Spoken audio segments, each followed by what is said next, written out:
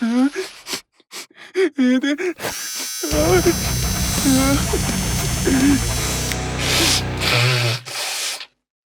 you brought up mindfulness, and I think it's a good segue into one of the things that I wanted to talk about. So you have your 5 guideposts, Mhm.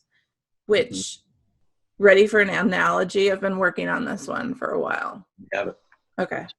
So your guideposts are like the thing holding up the trampoline, and trampoline is life. And you've got to be on it. Yeah. And if you want to not break 47 ankles, you've got to have your guideposts in line. Otherwise, your life falls apart. Right. That's why Yeah. you should run my course. Right. I love it. I love the Today's segue. episode is Today's episode is brought to you by the Daily Ohm. Yeah. Sure. Is there a question in there? Yeah. So obviously, that being said, all of those guideposts are equally important.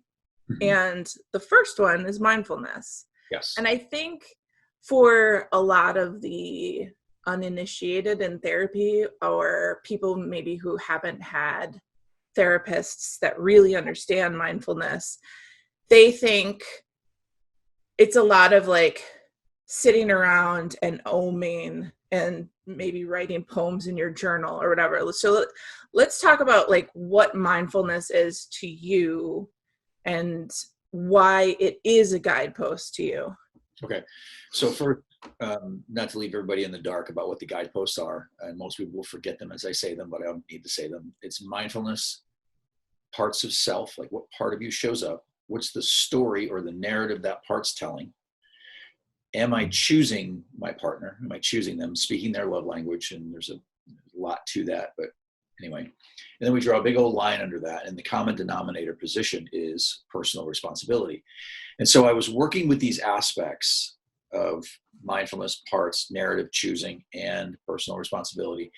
And I was trying to figure out, okay, so how do these work in tandem? How can I put together a cohesive way of working with couples that works well in the therapy space, but also is something that they can actually use out in their lives.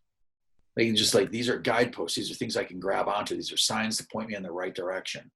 Because what I was finding is I was working all of these things that they were teaching me in school, like I statements, what I think I heard you say, what I got from you was, turns into what I fucking heard you say before they get to the car.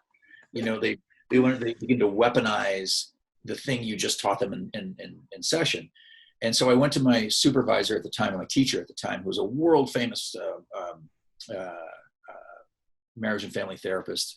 One of those people that when other marriage and family therapists here that I worked with her, they say, "What's she like?" And she said, "Well, that's what you get. That's what you got. That's what we have." And I'm like, surely that can't be the answer. And she said, "Welcome to couples therapy." And so I went out and I began to fashion these pieces, and I begged, borrowed, and stole from different aspects. And mindfulness was the one that I was like, this is the key piece. This is the one.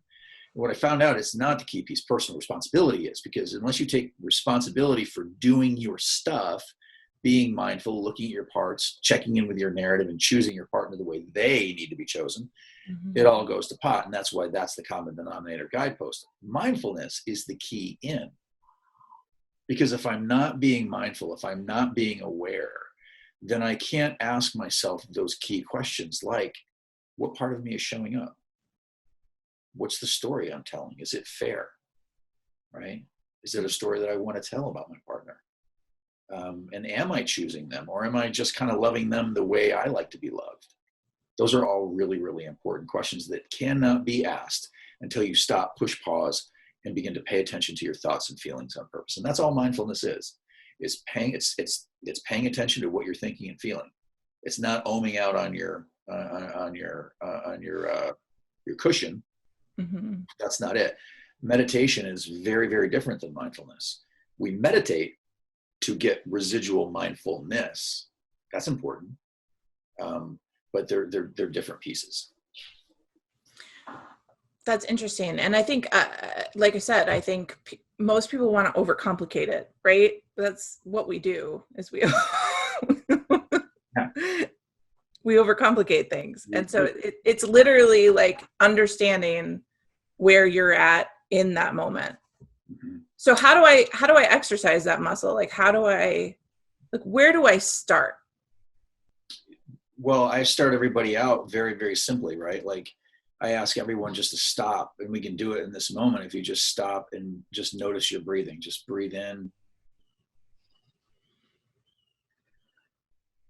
and just notice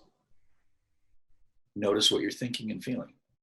Mm-hmm. Like your body's having sensations right now. Like right now, the space between your toes, you were unaware of, right? Right. Yes. You became Very. mindful of whatever's going on down there. And we don't know what it is. Whatever's going on down there. I'm not wearing pants. Me either. This day and age, I don't have to. Right. It's video chat. Really? Yeah. So that's what it is. It's stopping, pushing pause, and paying attention. So we start very, very simply. Like, don't start with 45 minutes of mindful meditation or 20 minutes in the morning and 20 minutes at night. No, start with 3-minute breathing spaces. And so I assign that with my clients. I'll say, look, a 3-minute breathing space in the morning, one at noon, one at night. Just check in. And you know what? If I'm doing the math right, you've meditated for 9 minutes today. What that does is those 3-minute stops, they offer an opportunity for us to stop, to breathe, and to pay attention to what we've been thinking, what we've been feeling, what we've been going through, and say, how has this been going? What's been happening? Did that go the way I wanted it to? And so then we start checking back in, and we get off of what I call, well, it's not what I call, it's what's known as autopilot. You know, the brain's default mode network is to go on autopilot and to not pay attention. We want to automate. The brain is taking in about 400 billion bits of information per second through our various ports. And it just wants to automate that information, wants to separate and put it in its proper bins and move on. And so mindfulness offers an opportunity to slow down, to stop, and to notice what's coming up for us.